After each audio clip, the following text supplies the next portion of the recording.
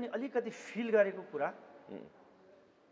चारवटा नेताको जुन आन्दोलनको लागि नेतृत्व दिने भनेर अगाडि आउनुभयो उहाँहरूको मा एकता भएको हो तर भावनात्मक रूपमा पूर्ण रूपले एकता नभइसकेको हो कि कता कता त्यहाँ त्यो नपुगेको हो कि भावनात्मक मिल्न नसकेको मन माझाबाज नभएको नसकेको हो कि कता कता भन्ने कता कता भान सबै जो परिवर्तनको लागि आन्दोलनको लागि आउनुभएको साथीहरू थियो उहाँलाई कता कता परेको हो र युवा शक्तिहरू जुन छ आन्दोलनको लागि आएको उहाँहरूले एउटै कुरो के हो भने युवालाई पनि हामीलाई राम्रोसँग समेटिनु पर्छ भन्ने उहाँहरूको चाहना त्यहाँ थियो त्यो भएको हो तर अब उहाँ भावनात्मक रूपमा पनि सबैजना एक भएर फेरि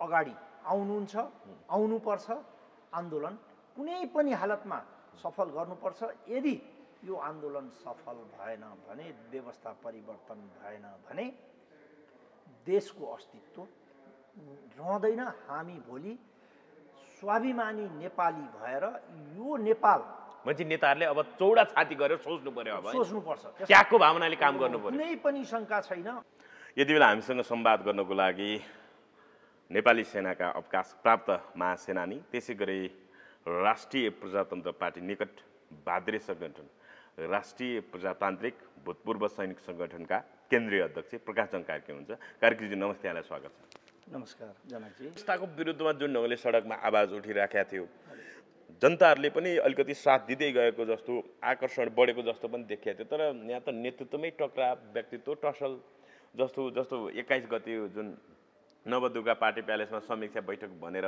डाकियो त्यहाँ अब एक ढङ्गले भन्दाखेरि त्यो पनि आमसभा जस्तो थुप्रै मान्छेहरू गए हुलुजत गए त्यहाँ भाड पहिलो भयो माइक खोसाखोस भयो यसले गर्दाखेरि पनि नेतृत्वमा आफैमा अविश्वास एक ढङ्गको गुटबन्दी जस्तो अलिकति एकले अर्काको अस्तित्व स्वीकार नगर्ने परिस्थितिले गर्दा पनि यो आन्दोलनमा अलिकति सुस्ताएको हो कार्कीजी कसरी हेर्नुहुन्छ के छ भने मैले पनि अलिकति फिल गरेको कुरा चारवटा नेताको जुन आन्दोलनको लागि नेतृत्व दिने भनेर अगाडि आउनुभयो उहाँहरूको मा एकता भएको हो तर भावनात्मक रूपमा पूर्ण रूपले एकता नभइसकेको हो कि कता कता त्यहाँ त्यो नपुगेको हो कि भावनात्मक मिल्न नसकेको मन माझाबाज नभएको नसकेको हो कि कता कता भन्ने कता कता भान सबै जो परिवर्तनको लागि आन्दोलनको लागि आउनुभएको साथीहरू थियो उहाँलाई कता कता परेको हो र युवा शक्तिहरू जुन छ आन्दोलनको लागि आएको उहाँहरूले एउटै कुरो के हो भने युवालाई पनि हामीलाई राम्रोसँग समेटिनु पर्छ भन्ने उहाँहरूको चाहना त्यहाँ थियो त्यो भएको हो तर अब उहाँ भावनात्मक रूपमा पनि सबैजना एक भएर फेरि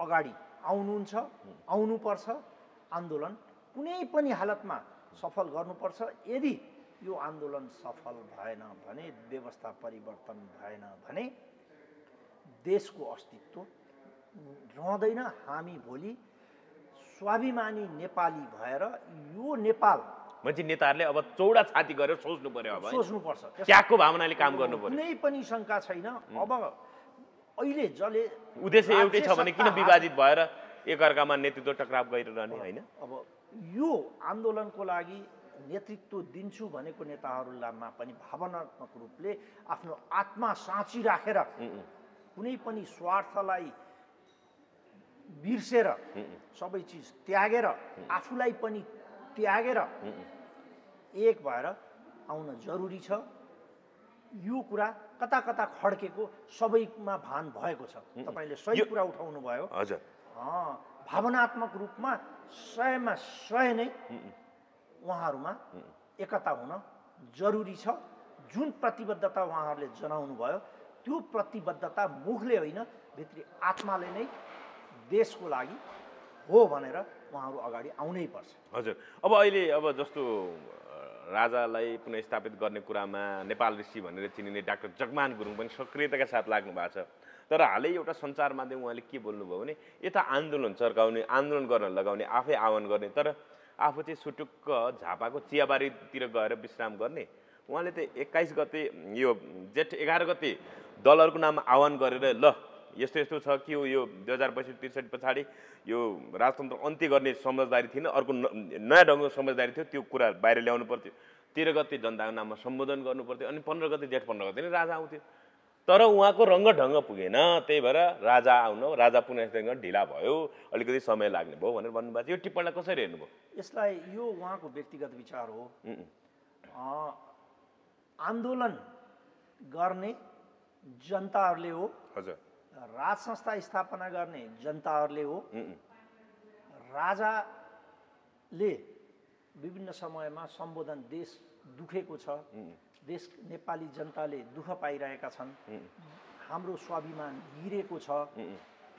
त्यस कारणले नेपालीहरू अब देशको अवस्था बुझेर अगाडि आउनुपर्छ भनेर महाराज राज सरकारबाट हुकुम भइसकेको छ। महाराज राज सरकार सडकमा आइबक्सिन्न, त्यो नै हाम्रो लागि काफी छ। सबैले बुझिसके, किनभने यो देश उहाँका पुर्खाले आर्जेको हो, कसमा त तपाईँ हामी सबैको पुर्खाको सहयोगमा।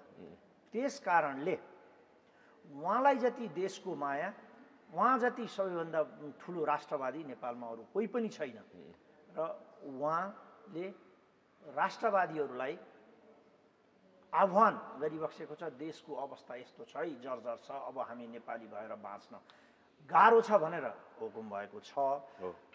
त्यो नै सबैले बुझ्ने गरी सही सन्देश हो। तर उहाँ आफै सडकमा आउन जरुरी पनि मान्छे उहाँले आफूले खेल्नुपर्ने भूमिका खेलिसक्नुभयो। अब जनताले नै, राजनीतिक दलका नेता कार्यकर्ताले नै भूमिका खेल्नु पर्यो। त्यो हो। उहाँले त्यहाँभन्दा बढी मलाई जहाँसम्म लाग्छ गर्नुपर्ने केही पनि छैन। त्यो नै हाम्रो लागि काफी छ। हजुर, त्यस कारणले अब फेरि सङ्गठित भएर यो व्यवस्था परिवर्तनको लागि, शान्तिपूर्ण ढङ्गबाट यो व्यवस्था परिवर्तनको लागि हामी उठ्नुपर्छ। जनताहरू जागरुक भइसकेका छन् र यसलाई परिवर्तन गर्नैपर्छ। अब सरकारले चाहिँ अब यो तपाईँहरूको आन्दोलन चर्किँदै जाँदाखेरि अब राजधानीका प्राय सबै क्षेत्र, 3वटा क्षेत्र बाहेक सबै क्षेत्रमा निषेध क्षेत्र तोकेर आन्दोलन हुलुज्जत भेट गर्न नपाइने भन्ने हिसाबले जिल्ला प्रशासन कार्यालयले झन्डै 3-4 महिनाको लागि निषेधाज्ञा जारी गरेको अवस्था छ।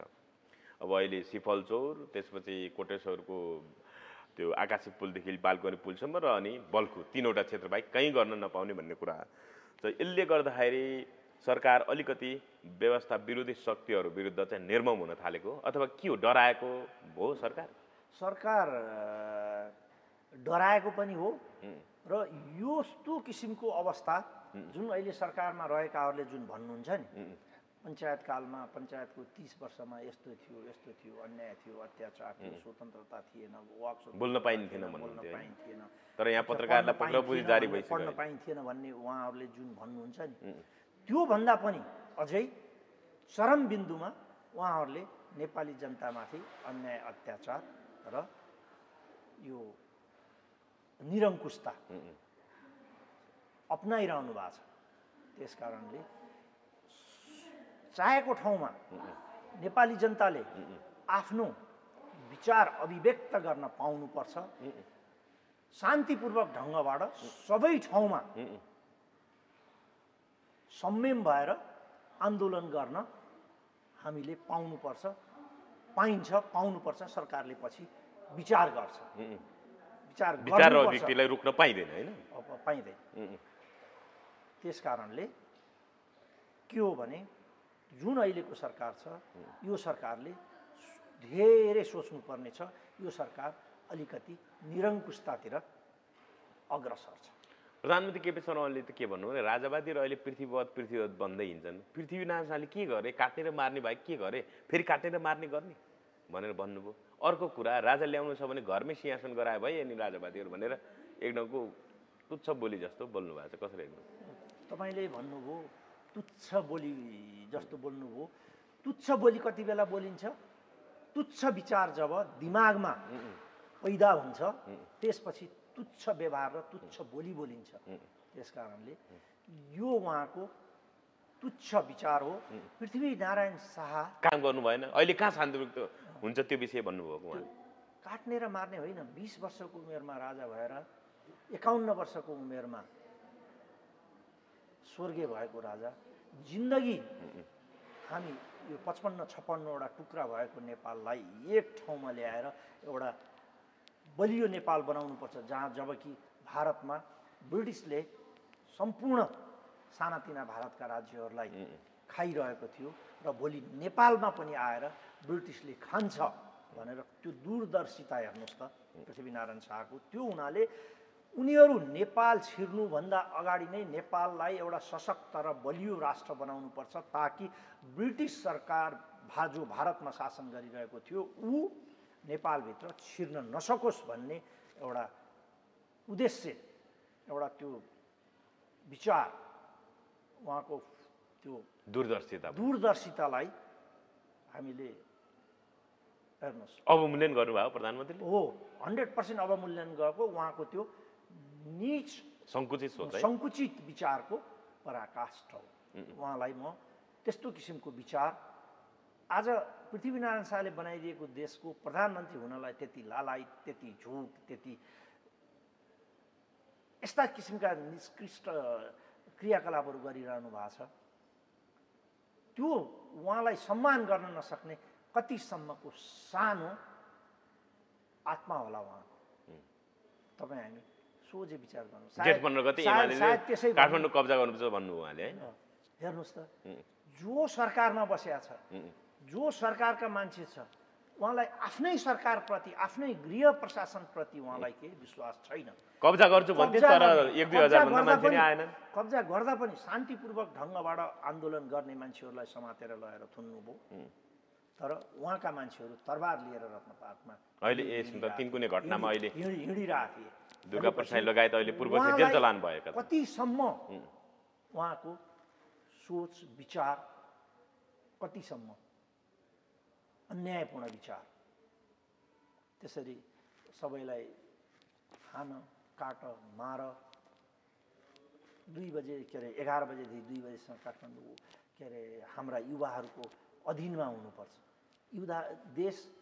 देशको ठाउँ युवाहरूको अधीनमा हुने हो, देश त देशकै अधीनमा हुने हो, देश त देशको पार्टीको अधीनमा हुनु। उहाँ त एमालेले कब्जा गर्नुहुन्छ भन्नु, एउटा पार्टीको कब्जामा राजधानी। त्यस्तो विचार जे बोल्न त्यही बोल्दिने, प्रधानमन्त्री जस्तो देशको प्रधानमन्त्री जस्तो देशको मान्छेले त्यो हुनु हुँदैन।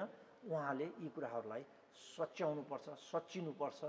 अब देश बिग्रिसक्यो भनेर उहाँले नै देश सुधार्नेतर्फ अब यो व्यवस्थालाई हामी बदलौँ, हिन्दू राष्ट्र कायम गरौँ, सङ्घीयता खारेज गरौँ, राज संस्था प्रजातान्त्रिक राजा हाम्रो स्वाभिमानको लागि, हाम्रो एकताको लागि पनि राजा राखौँ भनेर उहाँहरूले नै अब भन्नुपर्छ, उहाँ नै अग्रसर हुनुपर्छ मेरो विचारमा। हजुर, अब अन्तिममा एउटा मात्र विषय, जस्तो जेठ 19 गते हिमानी शाह, पूर्व युवा राग हिमानी शाह आफ्नो छोरा हृदयेन्द्रसहित, नवयुवराजसहित उहाँ अब कमलादीको यो गणेश मन्दिरमा चाहिँ राजा वीरेन्द्र शाहको परिवारको वंशनाश भएको सम्झनामा दीप प्रज्वलन गरेर श्रद्धाञ्जली अर्पण गर्नुभयो। त्यहाँ दिपेन्द्रको तस्बिर नराखिएको विषयले पनि चर्चा पायो। यसलाई यहाँले चाहिँ कसरी हेर्नुभयो? 2058 जेठ 19 गते भएको दरबार हत्याकाण्डमा नेपाली सेनाको त्यत्रो चेहरामा संरक्षित राजा कसरी मारिए भन्ने प्रश्न उठिराख्दाखेरि दिपेन्द्रको तस्बिर त्यहाँ नहुनु कसरी हेर्नुभयो यहाँले? अब घटना जे जसरी घटेको भए पनि त्यतातिर नजाउँ, त्यसलाई नखोतलौँ, त्यो अलि लम्बे चौडा हुन्छ। तर मेरो व्यक्तिगत विचारमा उहाँको पनि फोटो राखिएको भए सुनमा सुगन्ध हुन्थ्यो। मैले यो विषयमा त्यति भन्छु, राखिएको भए राम्रो हुन्थ्यो। यो मेरो व्यक्तिगत विचार, राम्रो हुन्थ्यो। यसभन्दा बढी टिप्पणी नगर्नु। त्यसभन्दा बढी मैले केही भनिनँ। अब जहाँ जाँदै अन्तमा यो समग्र आन्दोलनका विषयमा जसरी एक ढङ्गले राप्रपाप्रति आश गर्ने जो जनसमुदाय हुनुहुन्छ उहाँहरूका लागि र समग्र यो तपाईँलाई हेरिरहने दर्शकहरूलाई के भन्नु? म सबैलाई के भन्न चाहन्छु भने आन्दोलन जारी छ। आन्दोलन राष्ट्रिय झन्डाको मुनि गरिन्छ।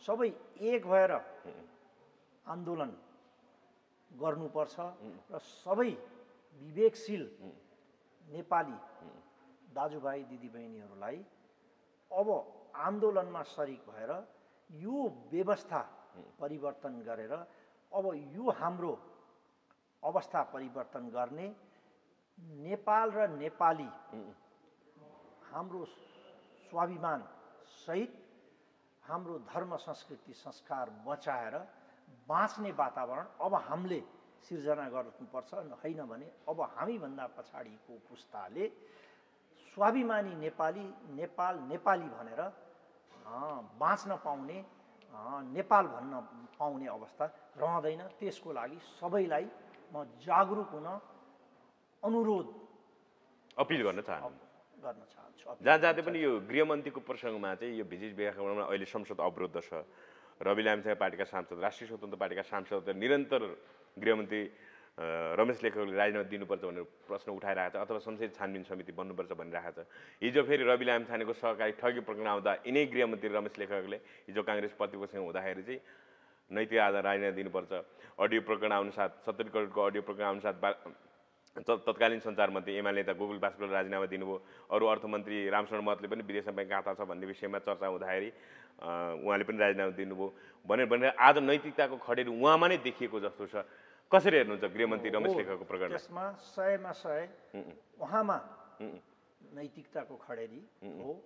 उहाँले यदि उहाँ स्वच्छ मान्छे हो, नैतिकवान मान्छे हो भने उहाँले राजीनामा दिएर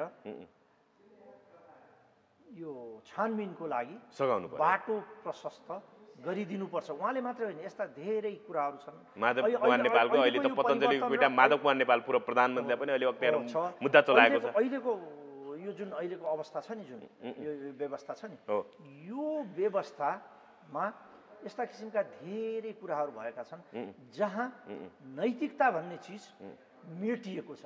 त्यस कारणले उहाँमा लाग्छ उहाँलाई भने उहाँले एउटा नैतिकताको पाठ अरूलाई पनि सिकाइदिँदा राजीनामा दिएर छानबिनको बाटो प्रशस्तीकरण गरिदियो भने अरूलाई पनि एउटा पाठ हुन्छ। तर उहाँ त राजीनामा दिन तयार छु भन्दा पनि देउबा ओलीले रोके। दिनु पर्दैन, तपाईँ निर्दोष हुन्थ्यो। एउटा कर्मचारीले गरेको गल्तीमा तपाईँ किन राजीनामा दिने? कर्मचारी भनेपछि अरू देशको दृष्टान्तहरू पनि हेर्दा कर्मचारीले गरेपछि गृह मन्त्रालय हो। गृह मन्त्रालयमा पनि त्यति बेलाका सहसचिवको केस छ। बेलुका नै उहाँलाई फिर्ता बोलाउनु, के अरे सरुवा गरिनु, अनेक थरीका प्रक्रियाहरू छन्। शङ्काका त्यहाँ धेरै घेराहरू छन्। उहाँकै अब भनौँ न सक्रियतामा अध्यगमन कार्यालय प्रमुख तीर्थराज भट्टराईलाई अध्यगमन खटाएको कुराहरू छ। उहाँको छवि फेरि विगत पनि राम्रो छैन। त्यो हुनाले राम्रोसँग छानबिन गर्ने हो भने छानबिन यसको उहाँले छानबिनलाई सहज बनाउनको लागि राजीनामा दिएर बाटो प्रशस्त गरिदिनुपर्छ।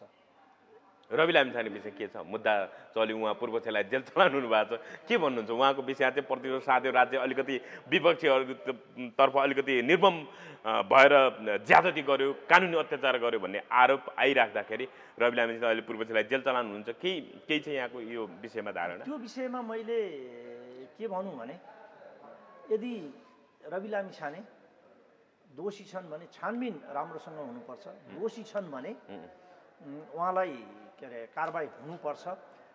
सहकारीमा यदि सबैलाई न्यायिक हिसाबले हेर्ने हो भने सहकारीमा उहाँले जति जुन घोटाला गर्नुभयो भनेर भनिएको छ त्यतिको अरू पनि छन् के काङ्ग्रेस एमालेमा थुप्रै छन्। त्यस कारणले सबैलाई बराबर हिसाबले कानुन लगाइयोस्। यदि उहाँलाई थुनिनुपर्छ भने अरूलाई पनि थुनियोस्। हस्, यो मात्र संवादलाई धन्यवाद। हस्, धन्यवाद जनकजी।